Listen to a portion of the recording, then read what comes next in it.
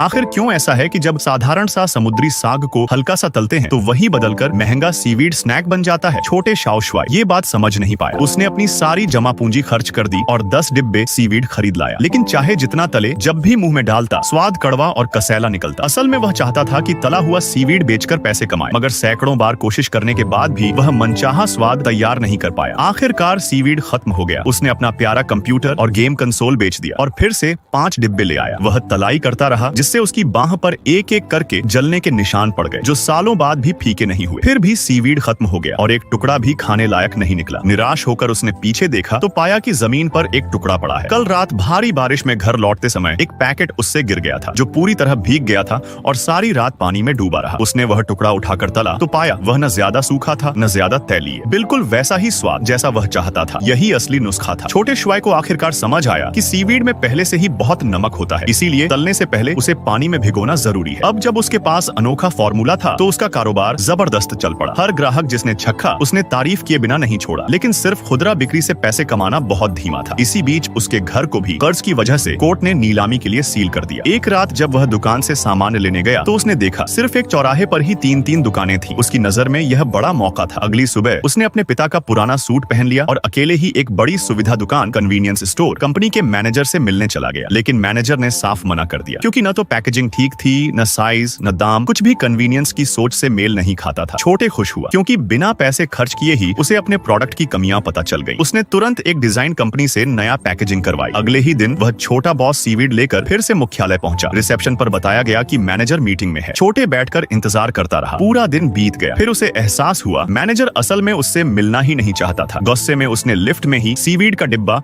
Guard को थमा दिया और कसम खाई कि अब कभी उद्यम नहीं करेगा। लेकिन किस्मत का खेल देखिए, कंपनी का एक कर्मचारी कुछ पैकेट उठा ले गया। जैसे ही उसने चखा वह इतना लती हो गया कि हर बार पैकेट खत्म कर उंगलियां तक चाट जाता। उसकी खुशी धीरे धीरे पूरे दफ्तर में फैल गई। आखिरकार छोटे को कंपनी वापस बुलाया गया। मैनेजर बोला, तुम्हारे सीवीड का स्वाद तो जबरदस्त है। 1 महीने बाद हम इसे पूरे देश की 72,000 दुकानों में बेचेंगे, लेकिन इस बीच हमें तुम्हारे फैक्ट्री का निरीक्षण करना होगा।